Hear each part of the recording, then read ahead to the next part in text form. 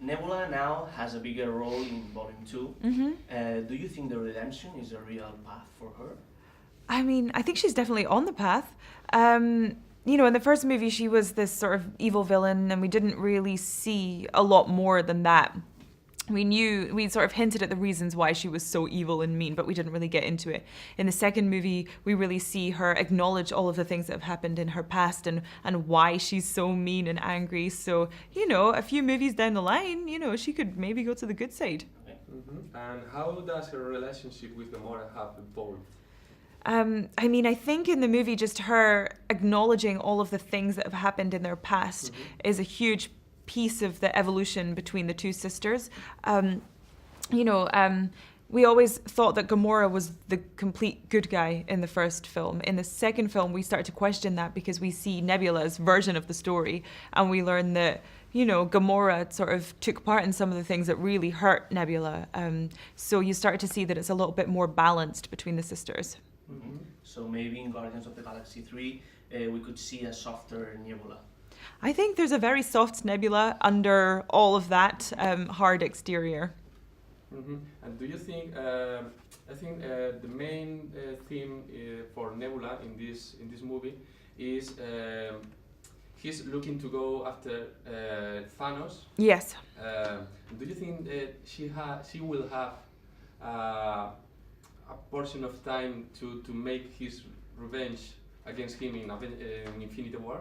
I can't say anything about Avengers, and I actually don't know the answer to that, but I really hope so. Because it would be so nice to see her finally get her desire and confront her father for all of the things that he's done. Recently, James Gunn announced that he will write and direct Guardians of the Galaxy 3. Yes. Do you know your role on it? Your art? Nothing. I haven't spoken to him about it. I don't have a clue. So I don't know. I'm just really pleased that James is doing it, because I can't imagine anybody else doing these movies, because it's got his identity all over it. I mean, it's his music, his sense of humor. He made these characters, so it's like, I'm glad that he's doing it. Maybe we can expect for that movie a bigger role even than in Guardians of the Galaxy 2 for Nebula. Maybe. I hope so. That would be nice. And would you prefer to stay with the Guardians or to go after Thanos? I would like to have both if possible. If it was up to me, she would still be part of the Guardians, and then she would go off on her own solo mission to seek revenge on her father. And now, what do you prefer, to play a villain or the anti-hero? I like playing a villain if I get the opportunity to explain why she is a villain. And not shaving your head. And not shaving my head is great. And what do you think about the growing need to add more diversity in movies? Because you play a female role, a very strong female role. Yes. And what do you think about that? I think that that's great, and that we do need more good female roles in all movies, actually. But we need a variety of women within the movies. Like, we don't just want to see like strong, badass women, even though that's what everybody thinks is the PC thing to do now. We need a variety, and we need to show weakness as well, because they're human beings.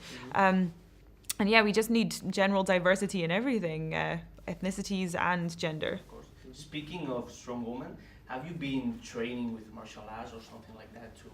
Yeah? Yeah, I'm really dangerous now. Tell us something about your blue makeup. I think it's different now than in the first movie. Yeah, so in the first movie it took 5 hours to get into the makeup, and I had no hair because I shaved it off. Yeah. In this movie, I did not shave my hair off, and it took like 2.5 hours to get into the makeup. So that was pretty good. Yeah, of course, I imagine. Yeah. And what about your hair? How they? I shaved the under half of it, and then they just like wrap it up really tightly under a bald cap.